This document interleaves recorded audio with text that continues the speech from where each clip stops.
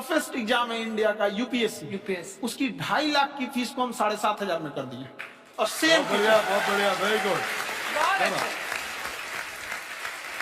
और इंडिया के सबसे बेस्ट टीचर के साथ जो भी है वो अपने सब्जेक्ट में उससे बेस्ट इंडिया में कोई नहीं। और इतना के बावजूद ऐसे हम लोग को लगता होगा 7,500 बहुत कम है। एक लड़की ने कहा कि सर शाम वाले बैच को ना मॉर्निंग में कर दीजिए। हम कहे बहू तो इतना सबके इंडिविजुअल से तो बैच ट्रांसफर नहीं, क्या प्रॉब्लम? उसने कहा ना शाम में हमको दूसरे के यहाँ बर्तन मांजने जाना होता है। तो हम लोग को लगता है कि जितना ये तकलीफ इससे कई गुना ज्यादा है। और कई बार तो ऐसा लगता है कि वो भी ना ले। एक लड़का बेचारा नदी से बालू निकालता था और वो बालू को भरता था, फिर नाव बालू को किनारे लेके बेचती थी और वो बालू भरता था, उससे मेरी फीस ले आया। हमारा हाथ कांप गया, हम कैसे फीस ले लेंगे यहाँ पर? बहुत बढ़िया। उसी दिन हमने ये प्रण लिया था कि भारत का कोई भी बच्चा उसके सफलता में पैसा उसकी बाधा नहीं बनेगी, चाहे उसको जितना भी पढ़ना रहे यहाँ पर। क्या बात। और अर्चना जी, मैं इनके बारे में एक बात, खान सर आपके बारे में मैं एक बात कहना चाहता हूँ। इनका जो स्टार्टअप है ये बूटस्ट्रैप्ड है। अच्छा, मैं साधारण भाषा में बता देता हूँ, ये सेल्फ फंडेड है। इन्होंने अभी तक किसी और से पैसा नहीं लिया है। ये इन्वेस्टर के पैसे से नहीं, इन्होंने खुद इसको बिल्ड किया है। और बल्कि इतना स्ट्रॉन्ग स्टार्टअप है ये कि मैं कहूंगा कि अगर इन्वेस्टर्स को इन्वेस्ट करना हो तो मैं इंडोर्स करता हूँ ऐसे स्टार्टअप्स को। यही सब चीजों को देखते हुए कई लोगों ने धमकी भी दिया था वहां पर। अच्छा। और उसके बाद बम चला दिए और 7-8 बम चला दिए और कुछ ब्लास्ट हुआ। एक बेचारा नया लड़का आया था एडमिशन लेने के लिए, उसकी स्कूटी उड़ा दिया। वो आया था कहा कि तो हम तो पढ़ने आए थे, हमारा स्कूटी उड़ गया, हमारी ऑफिस उड़ा दिया था। एक तो पास में आके गिरा और नहीं फटा हो।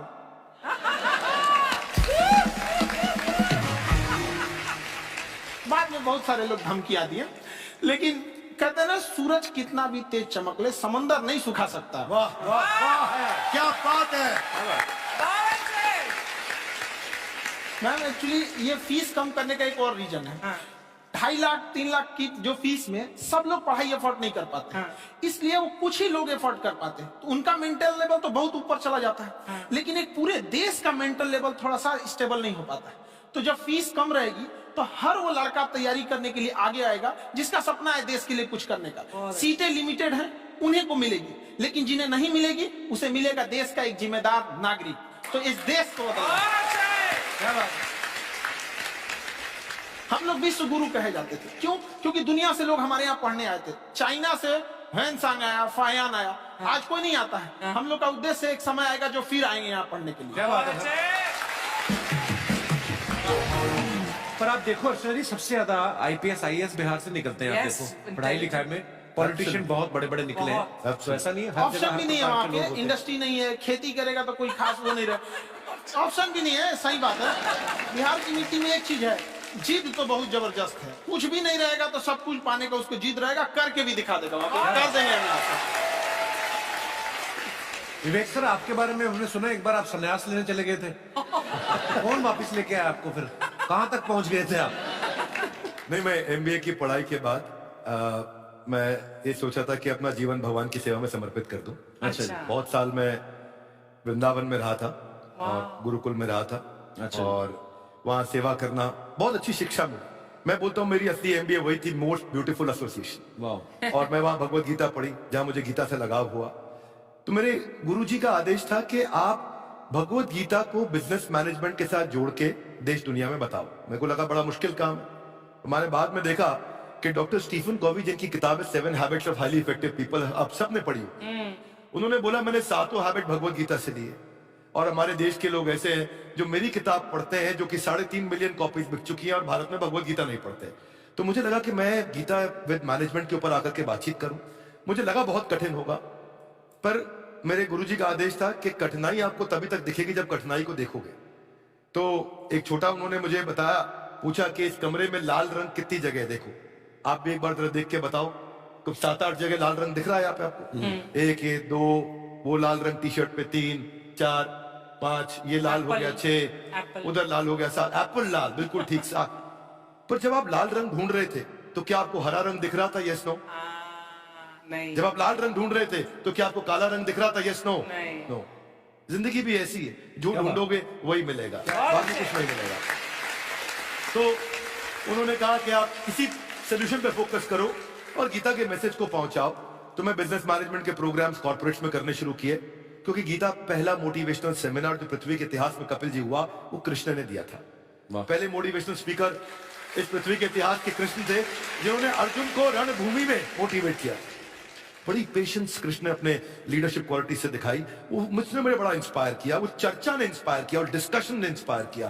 तो उस डिस्कशन को मैं आज भी लेके चलता हूं अपने साथ। खाकर हमने सुना है आप 5 स्टार में रुके थे कल और नीचे जाके वड़ा पाव खाने गए आप रेडी पे। एक्चुअली क्या है ना कि वहां जो चीजें सीखने को मिलती है ना, खाली पेट और खाली जेब इंसान को जो सिखाते हैं वो किसी यूनिवर्सिटी कॉलेज में नहीं सिखाया जाता।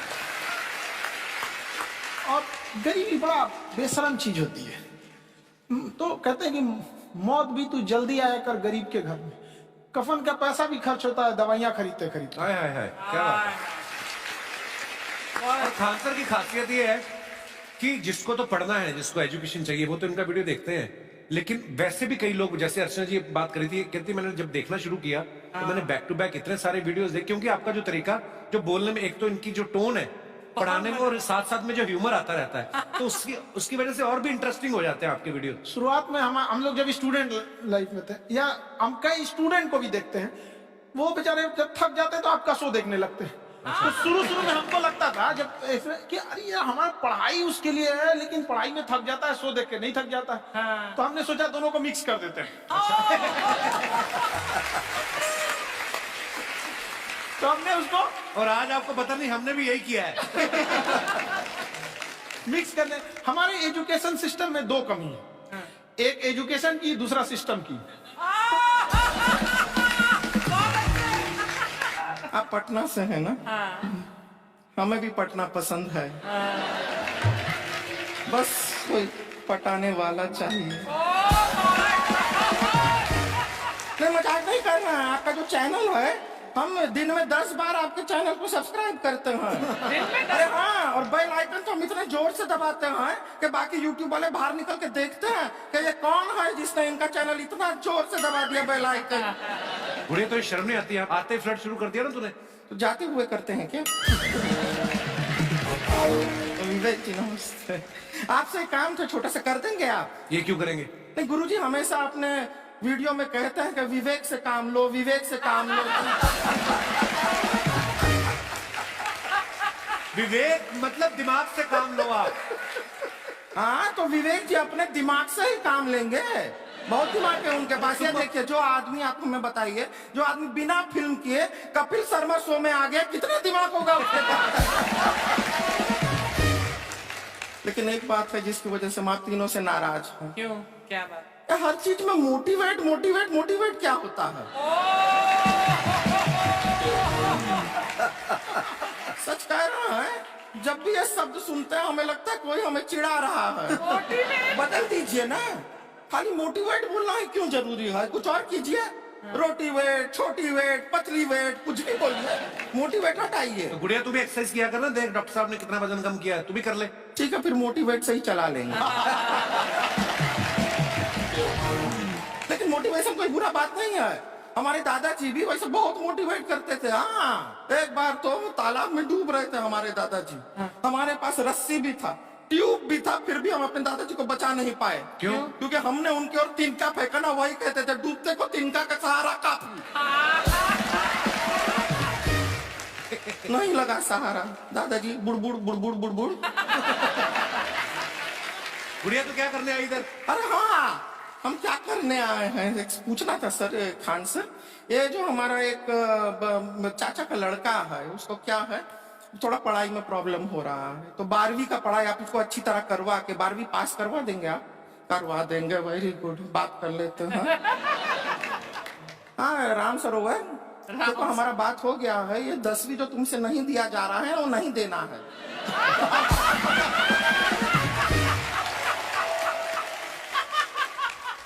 टेंशन नहीं है, 10वीं का खान सर से बात हुआ, ये सीधा 12वीं पढ़ा के पास कर देंगे। अरे ऐसे नहीं होता, पहले 10वीं पास करनी पड़ेगी, फिर 12वीं होगी ना। ऐसा कोई जरूरी नहीं है ये सीक्वेंस। हमारे मौसा जी थे, उनसे ना 10वीं हुई ना 12वीं हुई, अभी 3 दिन पहले सीधा उनकी 13वीं हुई। एक्चुअली क्या है, पढ़ाई लिखाई का हमको बहुत ज्यादा नॉलेज है नहीं। गांव में पढ़े हैं ना सर, स्कूल कहाँ होते थे अर्चना जी, गांव में स्कूल नहीं था, पेड़ के नीचे पढ़ते थे हम। यहाँ तक कि हमारे पास ब्लैक बोर्ड भी नहीं था। हमारे मोहल्ले की जो भैंसिया थी उसको खड़ा करके टीचर उसके ऊपर लिख के पढ़ाती थी। मजाक नहीं कर रहे हैं। और आप तो समझ रहे हैं, अभी ब्लैक बोर्ड की एक अटैच डस्टर था ब्लैक बोर्ड का, समझ रहे हैं ऐसा, वो पीछे से आता था, लिखा हुआ मिटाता था और चला जाता था। ये तो कुछ भी नहीं है। एक बार क्या हुआ, हमारा स्कूल शुरू हुआ, शुरू होते ही 2 महीने के लिए छुट्टियां हो गई। क्यों? ब्लैक बोर्ड ने बछड़ा दिया था ना। तो वैसे आप लोग ना इतने ज्ञानी हैं, सब कुछ जानते हैं। आपसे एक टेक्निकल सवाल पूछे। एक बार ना 4 दोस्त थे, 4 दोस्त, साम दाम दंड भेद। वो डिसाइड करते हैं कि चलो एक गेम खेलते हैं, तो टीम्स बनाते हैं। तो साम दाम ने एक टीम बनाया। इस पे भेद को बहुत गुस्सा आया, पता है क्यों? क्यों? क्योंकि भेद को दंड मिलाना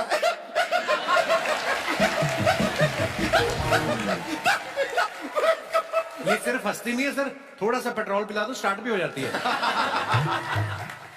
इतना है कि और भी बता दीजिए, जब हम बीमार होते हैं हम डॉक्टर के पास नहीं मैकेनिक के पास जाते हैं, और डिटेल दे दीजिए। ऐसा कुछ नहीं है सर, ये बोलते हैं खाली। लेकिन अभी एक रिक्वेस्ट था सर, हमारा एक भाई है, पुरुषोत्तम नाम है उसका, वो गांव से आया हुआ है। आप लोग थोड़ा उससे सब बातचीत करेंगे, थोड़ा उसको प्रोत्साहन देंगे। और शर्मा जी, आपसे भी एक रिक्वेस्ट था, आपसे हमने कभी कुछ मांगा नहीं है। पुरुषोत्तम आएगा ना, एक बार बस उससे कह दीजिएगा, पुरुषोत्तम तुम कितने हैंडसम हो। मैंने देखा ही नहीं अभी तक। हाँ, तो देख के बस बोल दीजिएगा तुम ठीक है। कितने हैंडसम हो, ऐसा बोल दीजिएगा प्लीज। ठीक है। हम बुला लेते हैं पुरुषोत्तम।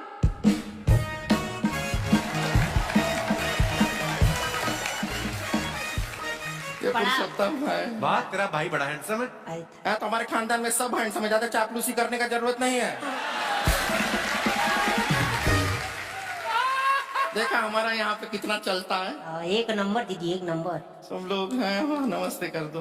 ये बड़ा अच्छा लड़का है, गांव में ना भैंस चराता है, इसको थोड़ा मोटिवेट कीजिए ना।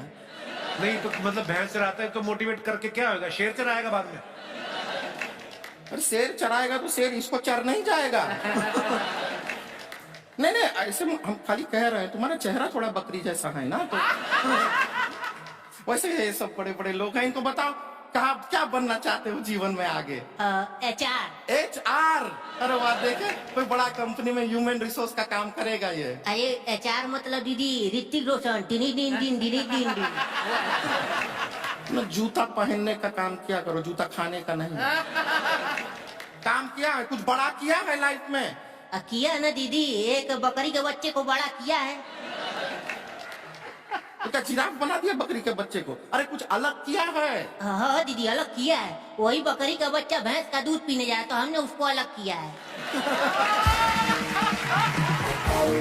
इससे नहीं होगा, मैं रहने दो, इधर आओ। ये देखो इतना बड़ा बड़ा लोग बैठा है, इनके सामने ऐसा बातें करोगे? इनसे मिलो, इनसे मिलो। विवेक जी तो कितना मार्केट के बारे में भी जानते हैं, मार्केट का कोई सवाल पूछो इनसे। सर परसों जो है मार्केट में हमारी साइकिल गायब हो गई, आपने देखा है क्या? हमारी साइकिल गायब हुई ना, हाँ। इसलिए दिमाग से पैदल हो तुम। पैदल समझते हो? हाँ चल लोगे? 20 कदम चलोगे?